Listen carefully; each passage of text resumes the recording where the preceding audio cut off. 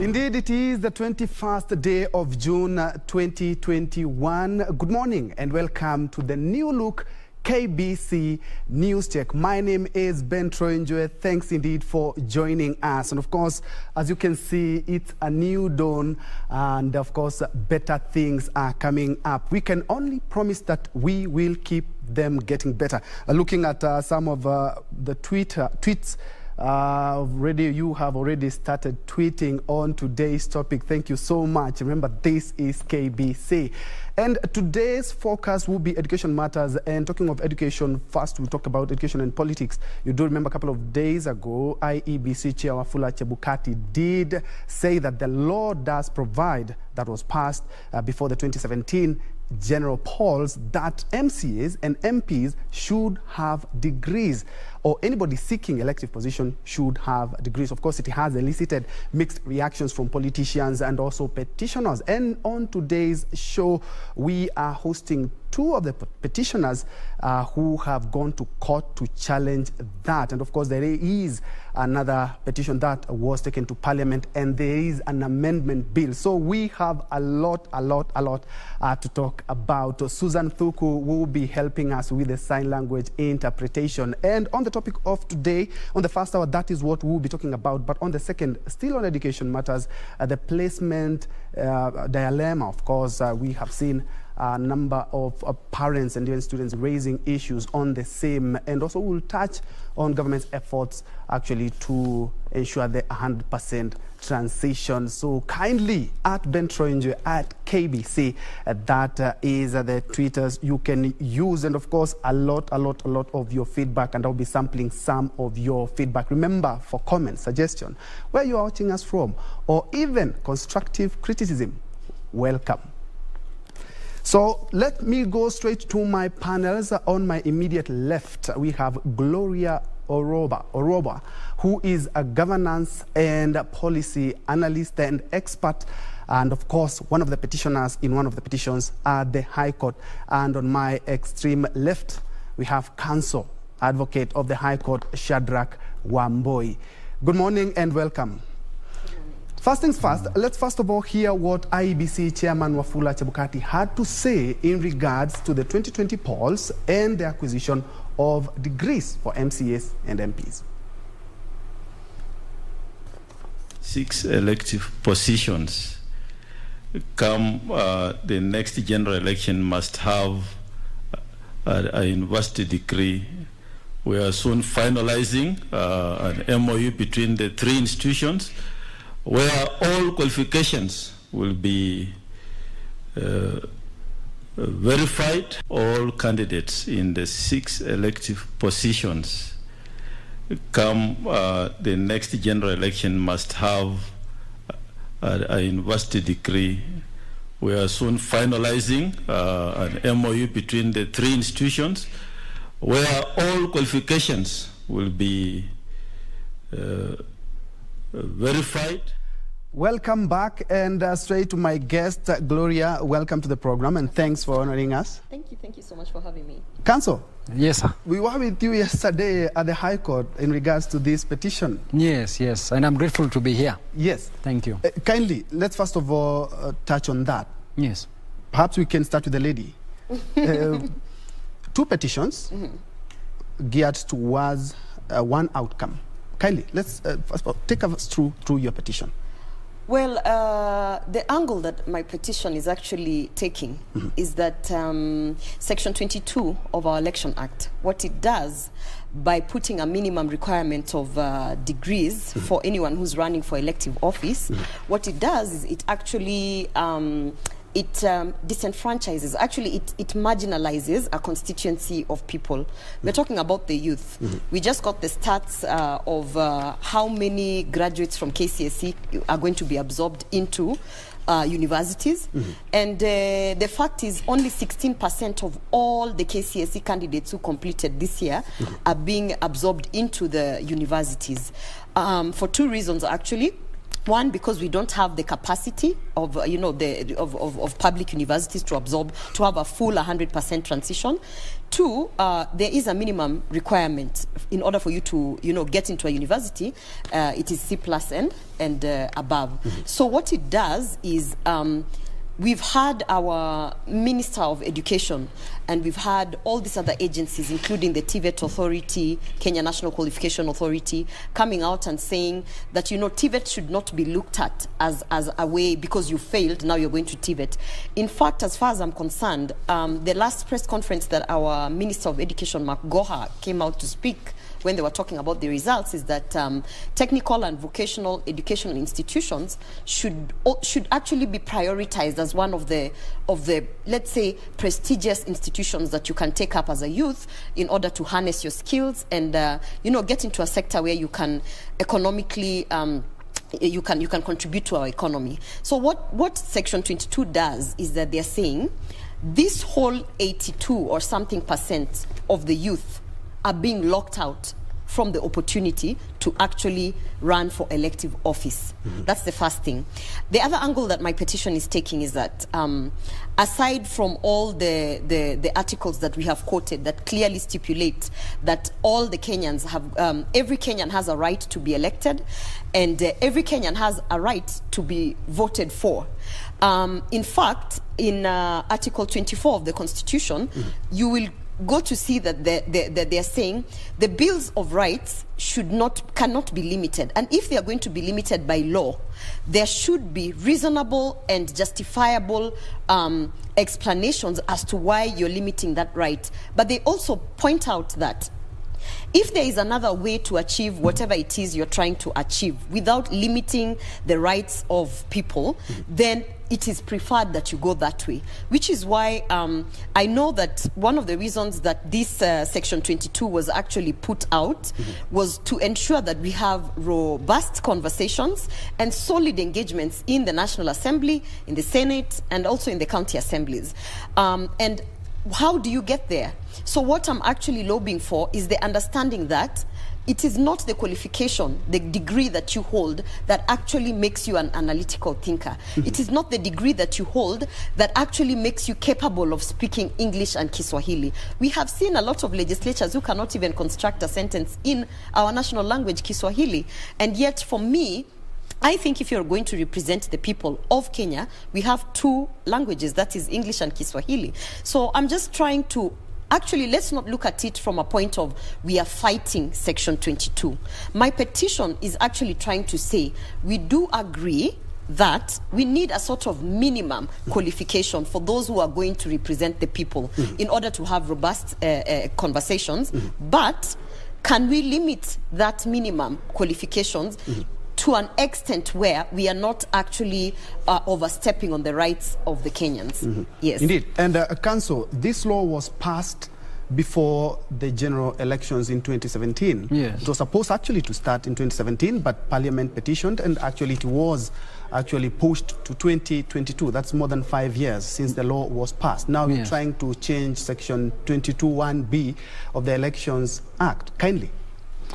Now, I mean, the question that Sheria Mtaani has taken to court is for the court to analyze whether, when looked at the prism or using a lens of reasonability, whether this section will see the light of day. That is really the question that is before court. And Sheria Mtaani is about advocacy of the common mwananchi. It's a calling for us as parliamentarians, for us as a society, and for the court to analyze the socio-economic context that Kenya finds itself in. Now, we are trying to address a problem that is over 50 years old within 5 years. You'll remember that at the time we were taking our instruments of power from the colonial masters, as early as the 1963, we had 3 problems that were highlighted by the founding fathers of this country. And one of them, which is very relevant to this conversation, was poverty. And poverty in itself has caused or been, has resulted to high illiteracy levels in this country, and even in Africa itself. So we begin from there, that since independence, what we have been doing, we've been battling this problem called poverty and a problem called illiteracy. Now, in the year 2002, when Honorable the retired President Mwai Kibaki took over the leadership of this country, it was expected of him to lead this country to an international standard where basic education was made compulsory and free for all. So we have a country now that the government has allowed, through probably its implementation and its respect for international laws, that we have now free primary education. So the National Bureau of Statistics right now, if you are to just interrogate those statistics on the literacy levels in this country, what those statistics tell us is that we have at least a population of 33 million Kenyans who have gotten basic education. We only have a population of 1.2 million Kenyans who are holders of degree certificates. Now that is one argument, that really, in view of the social economic context in this country, it is not a reasonable restriction for persons, desirous or persons who wish to participate in the elective positions that we have in this country. And particularly, the Sharia Mtaani petition does not even focus on the member of parliament. No, we are not about that argument, because that argument has been previously litigated in court. The question that we raise, and of course we are not even getting into the nitty-gritties of the petition, but a highlight, is we are asking ourselves, is it reasonable for you to demand of an MCA, the lowest cadre, the lowest level of leadership that we have in this country, that this person reasonably, does this person reasonably get an opportunity of accessing, degree or the university? You will note, because you are a Kenyan and you live in this country, you're not a visitor. In this country, the people who are fortunate, the fortunate poor, get access to university education. The rich are the ones who have the advantage or the opportunity of getting a degree. So, in essence, what you are saying is that going by the previous, the law that is there, if unchallenged, then we will be having a leadership that is reserved for a few. And so it does not really make sense. Yes. And this is the reason why then we are in court. And then again, just to also demonstrate how unreasonable this requirement is, there are a number of degrees that are on offer in this country. We have pathologists, we have doctors, we have lawyers, we have business women, we have government experts, we have teachers. All those degrees are on offer. So which particular degree do you say that this particular degree, if we push that people should have this particular degree, then they will form good debaters, they will be good implementers of the law that we have. No degree. There is no specific degree. Yes, for leadership. So the only thing actually, that we do, we have specific degrees on leadership. Yes. We have a degree in management and leadership. Yes. But I think his point is, we are not even necessarily, we are not equating the degree to the work you're going to do in the National Assembly or in the Senate or in the County Assembly. We are just saying that you just need a degree and then you can pass this gate. I like what Uganda has done. Uganda has said, it is the right of the people to vote whoever they feel is best to lead them. But then they have said within the parliament, in those technical committees in the parliament, like we have a technical committee on health, on the legal matters, on agriculture, whatever. Within those committees is where they have said, because a lot of work that is going to be happening there will be like technical work.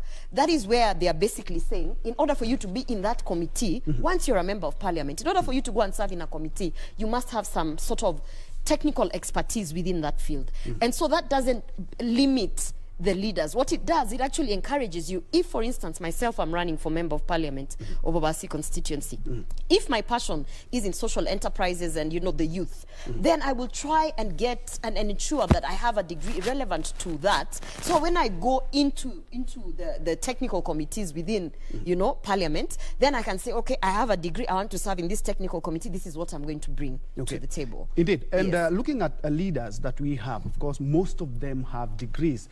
And some have supported, some are against DP William Ruto is opposed to the same, but looking at other leaders like Aidan Duale and Wycliffe Oparanya, they are supporting that, talking about this law, we passed it, it was supposed to be in force in 2017. Now we are in 2022. You want us not to use the same law that we passed. Let's first of all have a listening to what the leaders have to say. Story of leaders are born, but leaders, when they are born, all of us, we didn't have any experience. We didn't have any qualification. We went to school, some became doctors. So, Speaker, we cannot have people who have no basic education qualification to participate in the function of budget-making process of this House. Mr. Speaker, that hour of reckoning has now come. Those MCAs who are saying Mbadi is abusing us, now you should know that Mbadi was their friend. If you still don't have a degree, please, it is too bad for you. It's no question now for people to start saying, let's postpone again to 2027. I think it is wrong, and it's an abuse of the legislative power of this House. This legislation that was passed sometimes, and I think the MCS were given time, even members of parliament, they were given time, 5 years, to make sure that they qualify or they obtain a degree. And, you know, if we keep on postponing this, then it will never happen. I think if it is now law, so something that is in law, unless it is amended at the National Assembly, it should apply. This story of leaders are born, but leaders, the sample opinions of some of the leaders that we have had here in Kenya talking about the law, actually talking about 2022. We were supposed to start this in 2027. And Council, to bring you in, yesterday in one of your arguments, you talked about the COVID-19 pandemic interfered with the education system, at least for a year now. So it was one of your arguments in court. But looking at this law, we were supposed to start using it in 2017. Yes. One may argue they still had, what, 4 or 5 years again? No, you see, what we are doing, we are making an assumption that the people who are in active leadership positions are the ones who are going to seek re-election, and they are the ones who have been affected by this particular legislation that is, called to question in court. We are looking at the country. We are the people, becoming or getting to the age of the majority in the year 2020, 2021. And these are the people we are calling the poor in our society.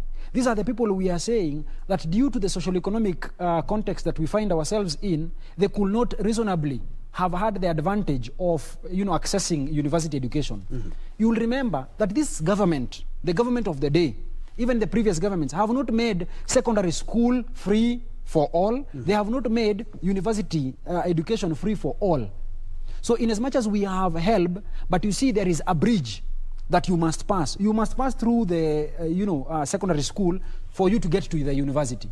Now that in itself, because you must pay to access secondary school education, becomes a hindrance. It means only those that have money can actually access even the secondary school education. So we of course, yes, we also contextualizing the pandemic and all these difficulties that we are facing as a country and as a world. Last year we had this pandemic. We are still fighting it. We are still battling it. Everybody is wearing masks here. I mean, that is what you can see. So that in itself has also been a challenge. There has been an effect in the academic calendar. But that is really one of the many arguments that arises from that petition. But what Ben, we should be looking at right now is to ask ourselves that what then is the most, what means can the government adopt to ensure that most of its citizens get access to education?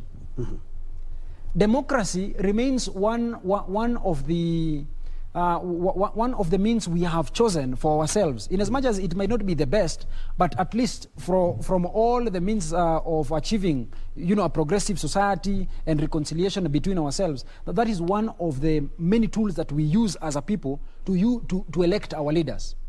And therefore, when you look at democracy in itself, it gives the opportunity of citizens deciding for themselves who will best serve them. We also have appointive offices. For appointive offices, then it will be a reasonable requirement that if you want to be appointed, then you go there, present your documents, and these are the criteria that the appointing authority has set. But when it comes to elective positions, and I like the example that my good sister has given from Uganda, that when it comes to elective positions, allow, without unreasonable restrictions, for people or citizens of this country to participate in their democracy, in their governance of their country, to participate in elective positions. But when you come up with restrictions, which the Constitution says, in as much as we might have restrictions, we ought not to have unreasonable restrictions.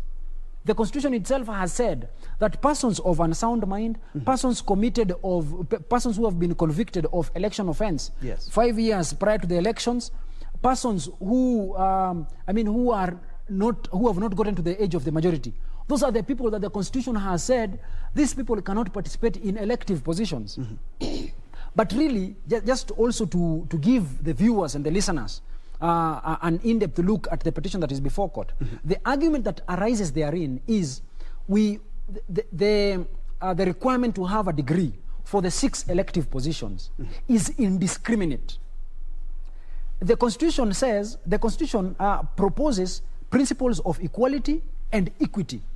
Now, the principle of equity views a situation where we must have a different treatment of different people. So that if you're looking at the kind of responsibilities and roles that these people have in their hands or their mandates as leaders, then the person who has the less responsibility probably will be the MCA. And that is why this petition comes in, so that it is not fair. It becomes now indiscriminate to require of all the 6 contestants to at least have a minimum of a degree. Yes, but Council, also one might argue that looking at governors, presidents, and the deputies, both for counties and a deputy president, they are supposed to be having degrees. And they will be oversighted by people who do not have degrees. Okay, hold the thought, because of course Kenyans are responding. The tweets coming in fast, and somebody's talking about Glamourson Eels, talking about policy legislation can only be discussed by degree holders. To deviate from this utter buffoonery. It is only at the degree level that people are taught policy, among a host of important things that relates to legislation. I also had a few moments with some people in the streets of Nairobi discussing this issue. Should MCAs and MPs be required to have a degree before they seek elective positions? Let's hear what Kenyans had to say in the streets of Nairobi. I believe that the MCAs and the members of parliament should meet certain qualifications for them to hold a public office, because in those public offices, their responsibility, there are things to do with the oversight, legislation, and representation.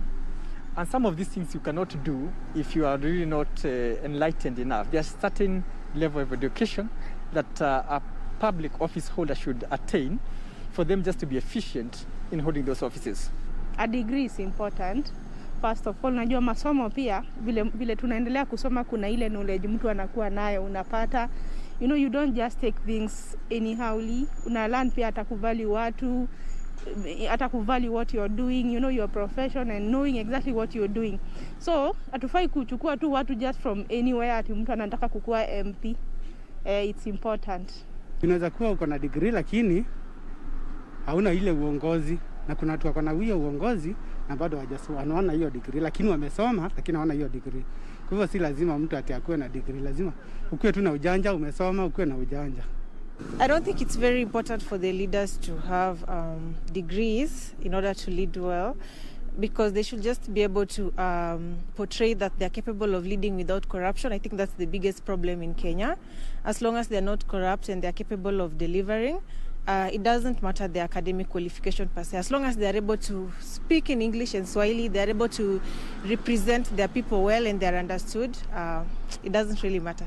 I wouldn't see the need for MCS actually to have a degree. It's somehow discriminatory. The people who are electing, people with degrees or most of them do not have degrees. So, and I believe it's not about education. It's about how someone. Some people say leaders are born. Others say leaders are made, and I believe leaders are born. And I know of many people who have done well without actually not even degree. I don't think it's really an essential to have, because leadership is a calling. So whenever you have like that calling, you have that heart of working for the people, you'll still have all that need be to be in leadership. I believe that the MCAs and the members of parliament should meet certain qualifications for them to hold a public office, because in those public offices they are responsible. Those are just some of the views from Kenyans, actually mixed reactions. And guys, you've heard some people talking about it's a calling, some people are talking about something that someone is born with. Others are talking about, no, when you talk about legislation, somebody should have a degree. Perhaps, Gloria, you can chip in? Yeah, I had the comment from the gentleman who said that policy can only be discussed by degree holders, because that is the only place you can learn about policy and governance. I want to correct that, because, what is policy? What is policy? Policy is the adoption of an action. You understand? To be brought into a community or a constituency of people so that you are solving a problem systematically. So what I'm saying is, if we are, say, for instance, in an area where they are constantly faced by drought, what is policy? Policy is when the community comes together and says, okay, we need a sustainable solution. What is a sustainable solution? Let us put this and this action in place. Let us ensure that this is how we are going to guard A, B, C, D, so that we don't have, shortage of water. That is policy. Policy, we talk a lot of English, but really what we are doing here is and what is governance actually? What is governance? Governance is organizing a constituency of people, a community, a village, a country, by instituting laws, regulations, so that you can be able to have order, so that you can be able to have development.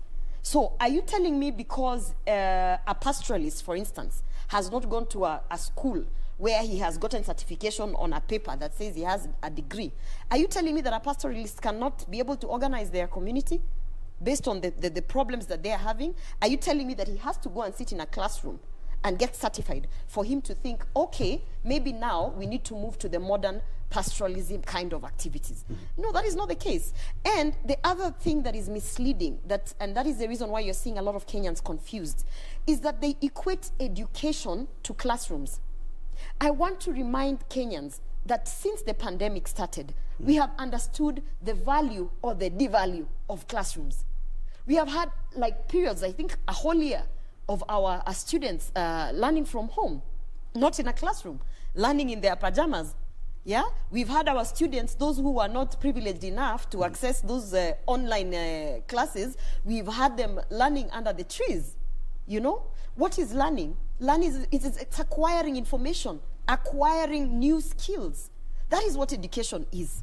By the way, if we say that we are going to limit the minimum qualification of all elected leaders to be that you can read and write, that you can speak our national languages, and that you have a form of sort of public speaking, because that is all you're going to do in these spaces. Now, are you going to say then to a person who has never been into a classroom, because these people exist, do you know that we have Kenyans who've never been into a classroom, but they can speak, for instance, English, they can speak Kiswahili, they can speak German? Go down to the coast.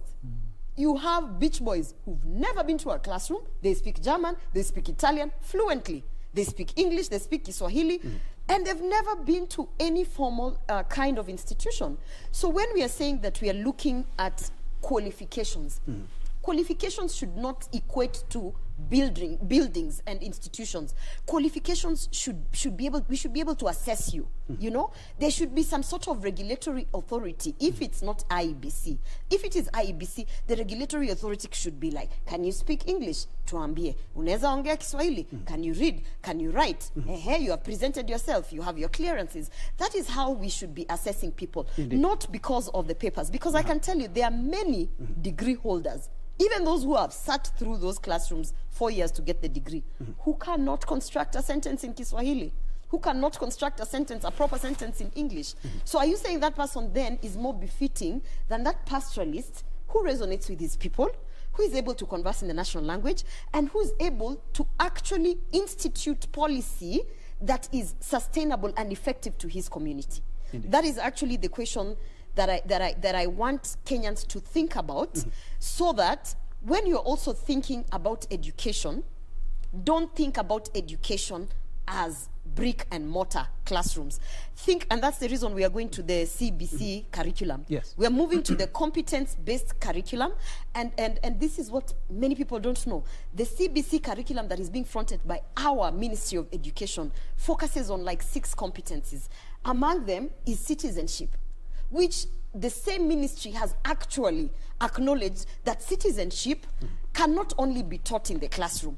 It is also, you know, inculcated to the students through the culture, through the environment, through the life experiences. So the same government that is saying we are moving from this kind of education system that is just pushing our youth to amass accreditations, and we are moving to competence-based curriculum, is now the same government that is saying forget about the competence-based curriculum. We need to use go the back degrees. to degrees. Yes. Yeah. And still on the same, perhaps, Council, you can respond to this. Senator Mutula Kilonzo did talk about the situation is like a double-edged sword. Something that had raised earlier, that you find governors who have degrees but being oversighted by MCAs who do not have degrees. You can respond to that. Allow me to state this at the very outset, perhaps in responding to your question, that I am an advocating particularly for my people to at least amass education or be schooled. I hail from Mathare, and I am one of the fortunate poor that has gotten at least a degree, and I'm the first one in my family. So it should not be misunderstood that I am advocating that people should not have these qualifications. That is not really my point. My point is we should have a government that allows people to easily and freely access secondary school education and university. Up until that time, when we will have a government that has allowed all its people to access free university and free secondary school as we are enjoying free primary school education, then it will not be reasonable as a pre-qualification for one to seek for elective positions. That is my argument. So that right now, it becomes unreasonable for you or for the legislator to require of an MCA to have a degree. It becomes unreasonable. But probably after the government has put in measures and in the fullness of time, then it will become reasonable for the government to now, through the parliament, to come up with such a legislation that everybody, including a school, that MCA or anybody else, must have a degree. Now, turning on this double-edged sword, of course, I recognize that argument. But let us now understand the less restrictive measures that have been put in place. When these MCAs are elected, even these members of parliament, they go for orientation. This is something I'm aware. I interact with my local MCA. Can I just interject you for a minute? Yes. Because he has placed so much emphasis on these MCAs. The law is can I say something?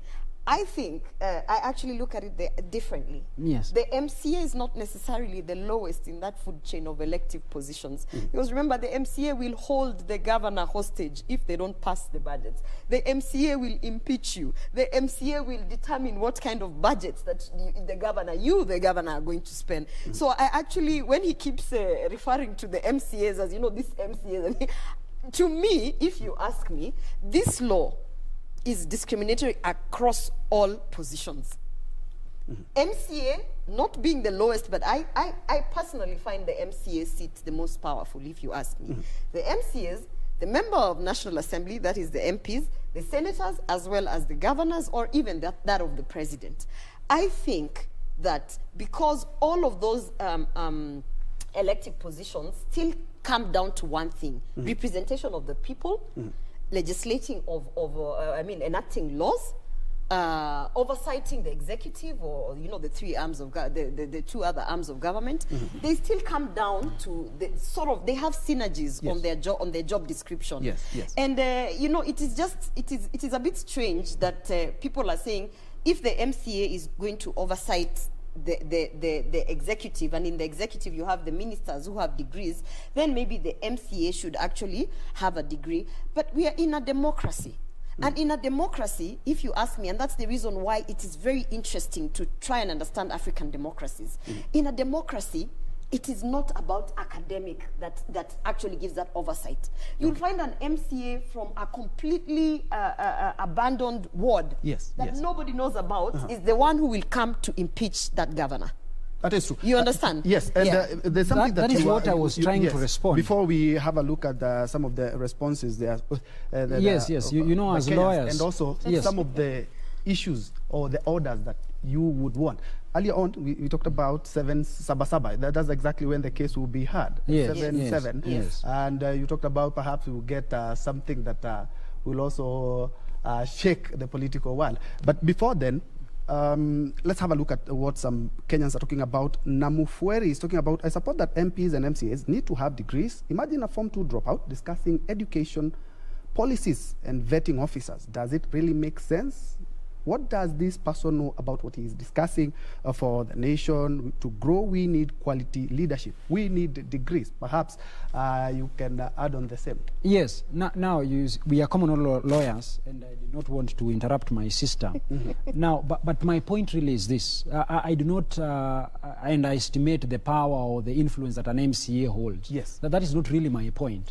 But my point is this, that we need to employ less restrictive measures that will allow these people, once they are elected, to at least familiarize themselves with their assignment and to understand it and to take it seriously. And now, just to demonstrate what has been done so far, is this. Upon the election of the MCAs, I'm aware that they usually undergo a certain training. They employ staff to help them in doing what they are doing. But this argument, what it does, it brings out our prejudices. It brings out some of the assumptions and the presumptions that so many people have. People are assuming that if you are a degree holder, that you think logically, and probably when you engage in a venture, the venture is likely, or rather not even likely, the venture will be successful. That is an assumption. Yes. A rebuttable assumption. I have seen and I have met people who are even more educated, people who have even second degrees in terms of even masters. But these individuals cannot really speak logically and speak conclusively on matters that are touching themselves and even their people. So it becomes a rebuttable presumption that if you have gone through the 844, then you are more you are wiser. You are wiser than someone who has not had the advantage or who has not had the opportunity of going through that system. So really, even while we speak presently, it is wrong to assume that people who have degrees will make better leaders than people without degrees presently. But it does not mean that if you do not have a degree, that if you get a degree, that you will not be better placed to lead. Of course, getting that education, it widens your worldview. Perhaps if I was just still at the slums of Mathare where I was born and raised, probably we will not be having some of these, in-depth and very intimate, discussions that we are having here. Yes. But having gone through the 844 and probably even having advanced even education even higher, has given me an opportunity of thinking deeply and even perhaps even logically. So I do not want to underestimate the value that education brings to an individual. But at the same time, we cannot just put people down because they do not have degrees at the moment, especially in view of the fact that even the government of the day that is charged with the responsibility of ensuring that we have an environment that allows everybody to access education and employment has not done it. About past 50 years since we got our independence, we cannot still easily access education. So you cannot now come and set as a pre-qualification criteria that you must have a degree requirement right now. It will be something that we should be looking forward to. In the future? Yes, like our vision 2050. Yes. That moving forward, by the government setting in mechanisms and measures, giving people employment. People do not even have employment. People are losing employment because of the COVID-19 and so many other factors. Our borrowing rate is very high. People are being taxed excessively. So that even after you've gotten your 30,000, they take away 10,000. Or they must take a big chunk of it. So you cannot use that money to invest in your children's education. And if you cannot invest in your children's education, then it means your child does not have better chances of getting to the university. You're saying, what people are saying, we should ensure that we have free university education before we implement such laws. Yes, yes, really, and actually, yes. Ben, the point is this. Most people who are pushing for this argument that we must have a degree qualification have degrees. Yes. And us here who are seated here, we also have degrees. But we have chosen to speak for those who have not had the advantage of doing it, of getting these degrees. What I have been taught in life is that when you are fortunate enough, what you do, you just ongeza meza, wacha watu wakae mkule na wao. Yes. You don't just lock people out because you have been either rich enough or you are a fortunate poor person who got access to education. Yes, and of course, your comments are being supported by Stanley Hiramugo, who's talking about which degree, if any, did our parliament used to reject a report of its, I think it's one of the committees, talking about the party leaders hold degrees. Our parliamentarians, MCAs and senators used to demonize their political opponents. There should be no degree requirements whatsoever. Amology is talking about we need educated leaders, period. Oyo Jack is also supporting the same. We need degree holders in offices, constituencies, and wards without a degree holder to be put under national government governance. Of course, your DJ is the same. I disagree. There are so many degree holders out there who can't defend the certificates they have acquired. Degree is not a sign of integrity. In fact, our country has been sunk by degree holders. That is something I also wanted us to chip in. Madam Gloria, you can chip in. Yes. In terms of integrity, we have seen so many people, of course, in court. You guys, we always in court with you. So we have seen a lot of people who have been brought in court, and you're looking at their academic credentials, governors, MPs, politicians. Can I just say something? I want to respond to one of the guys who tweeted and said that we absolutely need leaders who have been educated. I agree with that 100%. We need educated leaders. That is why I was saying define education. Define education. Education does not equate to degrees. Education is simply being able to amass information, being able to systematically improve your skills, harness and all that. And one important thing that I must say before I talk about the integrity issue is, do you know that government actually also acknowledges that we have very highly educated people who have never been to a classroom? They have acknowledged that we have very highly skillful experts in the different fields who have never been to a classroom. That is the reason they gazetted and gave the full autonomy to a state agency called Kenya National Qualification Authority. That whole agency has been founded on the basis of that there are other people here, experts, who have never been to a classroom, who need to be recognized through some level of assessment, through some level of recognition. And under Kenya National Qualification Authority, there's a program by this same government called Recognition of Prior Learning. That program, Recognition of Prior Learning, what it does is you present yourself there.